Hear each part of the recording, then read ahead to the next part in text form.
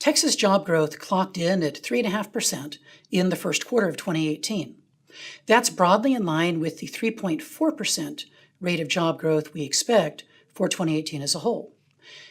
Were that rate of job growth to be realized, that would be the state's strongest job growth since 2014. The headline indexes of our Texas Business Outlook surveys are well above their long-run post-recession averages, suggesting that economic growth in the state is both strong and broad-based across sectors.